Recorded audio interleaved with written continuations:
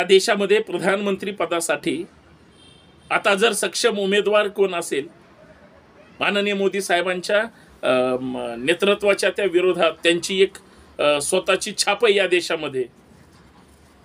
परंतु जर भाजपला सत्तेतून पायउतार करायचा असेल असं गृहीत धरू, मी काय कुणाच्या विरोधात चर्चा करत नाही, मी फक्त एवढंच म्हणतोय प्रधानमंत्री पदाचा उमेदवार कोण आहे या देशामध्ये सक्षम विरोधकाचा इंडियाचा, मग ते राहुल गांधी.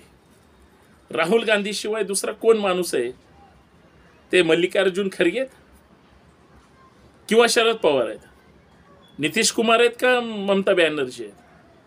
आता इतर बाकीचं कुणाचं नाव घ्यायचं? म्हणजे ही जर इंडिया आघाडी एवढी सक्षम होऊन, बघा या देशामध्ये प्रचंड लोकांमध्ये खतखत आहे, या देशामध्ये प्रत्येक माणसाचा विरोध आहे सध्याच्या सरकारला, विद्यमान भाजप सरकारला. या देशातला प्रत्येक माणूस अस्वस्थ आहे. या देशातल्या माणसांना पर्याय पाहिजे, चेंज पाहिजे. आणि ज्या परिस्थितीमध्ये देश गेलाय गेल्या 10 वर्षामध्ये, लोक हतबल झालेत, हे सरकार कधी जाईल आणि परत म्हणजे घाणेरडं षडयंत्र, घाणेरडं राजकारण, सूडबुद्धीचं राजकारण, लोक वैतागलीत. लोकांना म्हणजे मोकळा श्वास पाहिजे. जाती जाती धर्माधर्मामध्ये विष कालवलं जातं. किती उन्माद आहे, भरपूर उन्माद आहे. मग ह्या सगळ्याचं उत्तर कशात आहे? या सगळ्याचं उत्तर सक्षम धर्मनिरपेक्ष लोकशाहीमध्ये आहे का ती? आत्ता आमच्या देशात लोकशाहीबद्दल कुणी नीट बोलतंय का? मग राहुल गांधी का उमेदवार महत्वाचे आहेत? कारण ते नेहरूचा वारसा चालवतात, ते इंदिरा गांधींचा वारसा चालवतात, ती सोनिया गांधी असतील किंवा राजीव गांधी असतील, यांचा वारसा चालवतात. ही काय साधी गोष्ट नाही. प्रधानमंत्री फक्त एकच व्यक्ती त्याच पदावर बसावा, त्यांना विरोधक म्हणून तरी सक्षम उमेदवार पाहिजे ना. आमचे बरेच भाजपचे मित्र आहेत आणि त्यांचे अंधभक्त तर काही विचारूच नका. त्यांना एवढंच माहिती आएगी तो बीजेपीच, काही करा पण भाजपच येणार. अरे बाबा हो, पण भाजपशिवाय दुसरा पर्याय नाही का या देशाला? इंडिया आघाडी विरोधक सगळे एकवटून आलेत. बघा ईव्हीएम मशीनमुळे काय घोटाळा गोंधळ घालायचा तो घातला जाईलच, काय करायचं ते होईलच. परंतु या सगळ्यांपेक्षा आता जर वेगळं काय करायचं असेल तर इंडिया आघाडीला स्वतंत्र चांगला उमेदवार सुद्धा देणं गरजेचं आहे. आणि त्याची बांधणी किंवा ह्या सगळ्या गोष्टी सुद्धा हे. आता बरेच जणांचा प्रश्न असतो की काँग्रेसकडून काय अपेक्षा करायच्या, काँग्रेस संपली जमा आहे. भाजपला जे षडयंत्र साधायचं होतं, जे प्रादेशिक पक्ष संपवायचे होते, त्याची सुरुवात शिवसेनेपासून केली, त्याची सुरुवात राष्ट्रवादीपासून केली. बरेच राष्ट्रवादीचे किंवा इतर लोक म्हणायचे पवारसाहेब भारताचे प्रधानमंत्री व्हावेत, पंतप्रधान. परंतु खासदारच उरणार नाहीत आणि उरले नाहीत, सगळे तिकडेच निघून गेले. कोण असतील बरं? महाराष्ट्राच्या बाहेर मग ते केजरीवालांकडे बोट दाखवायचं का, नितीश कुमार का त्या ममता बॅनर्जीकडं? उलट अजून राहुल गांधीकडून म्हणजे या देशात काहीच होणार नाही असं म्हणत असताना, पप्पू म्हणून हिनवत असताना, देशाला त्यांनी करून दाखवलं भारतभर. अरे तुम्ही अंधभक्त घरात बसून म्हणजे कमेंट किंवा ह्या सगळ्या गोष्टी करू शकता. देशभर फिरला ना माणूस ते भारत जोडो यात्राच्या निमित्ताने. आहे का तुमच्या नेत्यात कुणाच्या दम? नाही, गाडीतून फिरावं लागतं. पर ते पण हरकत नाही. आता दुसऱ्यांदा यात्रा सुरू केली, मणिपूरमधून त्याची सुरुवात आहे.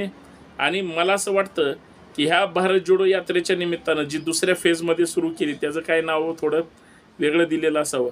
परंतु भारताच्या हितासाठी सगळ्यांना सोबत घेऊन भारत या लोकांनी, सत्ताधाऱ्यांनी जर तोडण्याचं काम केलं असेल तर राहुल गांधी जोडण्याचं काम करत असतील. हरकत काय संधी द्यायला? बरं, हुकुमशाही देशात पाहिजे का लोकशाही पाहिजे हे ठरवा एकदा. या देशात तुम्हाला म्हणजे दादागिरी पाहिजे, हम करे सो कायदा पाहिजे का, हिटलरच्या शाही पाहिजे का, सर्वसामान्याचं धर्मनिरपेक्ष राज्य पाहिजे? ठरवा तुम्हीच. या देशामध्ये जर सर्वांना न्याय हक्क अधिकाराची जाणीव करून त्यांच्या गोरगरीब शेतकरी कष्टकरी हे सगळी लोक सर्वसामान्य माणसं त्याला आधार देणारी माणसं पाहिजेत का त्यांच्या नावावर राजकारण करून दुकानं थाटणारी लोक पाहिजेत? काहीतरी कुठंतरी तुम्हाला आता कुणाशी तरी मॅच करून घ्यावं लागेल. आणि सगळी षडयंत्र हे ठरवून केलेले जातात. आणि सगळ्यात महत्त्वाचा मुद्दा येतो, म्हणजे लोकशाही टिकवायची असेल, संविधान टिकवायचं असेल तर EVM मशीन या देशाला लागलेली कीड आहे, ती सुद्धा हद्दपार झाली पाहिजे. मी राहुल गांधींचं भाषण ऐकलं काल नागपूरचं. त्यांनी सांगितलं की भाजपच्या अंतर्गत जे काही खासदार आहेत, आमदार सुद्धा असतील, अत्यंत अस्वस्थ आहेत. शरीरानं फक्त तिकडे आहेत, मनाने बाहेर आहेत. पण पदासाठी खुर्च्यासाठी लाचार असावेत अशी परिस्थिती त्या सगळ्या लोकांची. पण त्यांनी जे भाषणात सांगितलं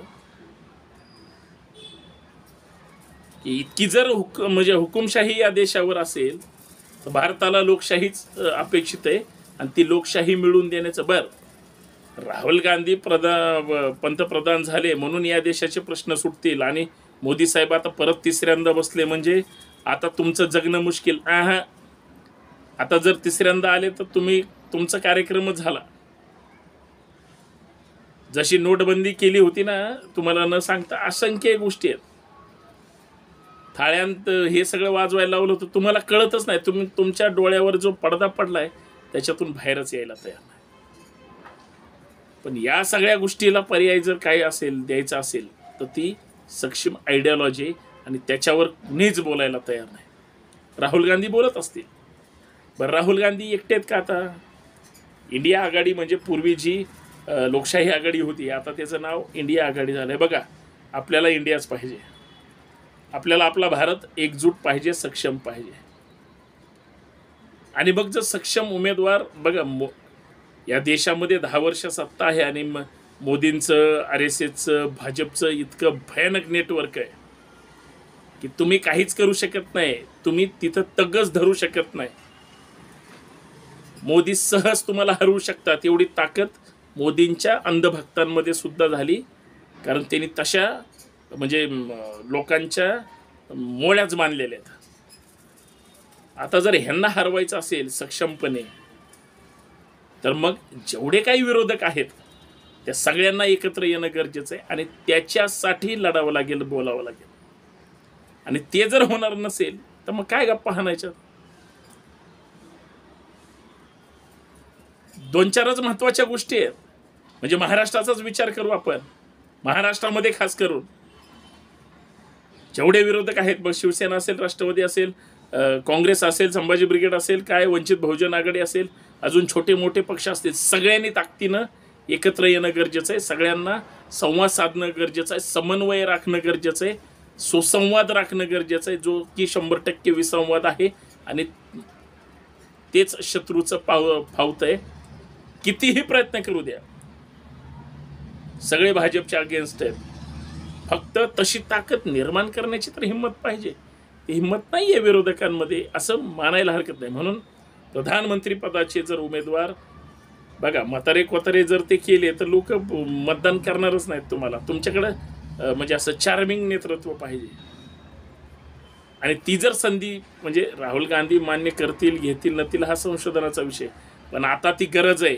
नाहीतर हुकुमशाही या देशामध्ये येणार म्हणजे येणार आणि त्याला कुणीही हटवू शकणार नाही.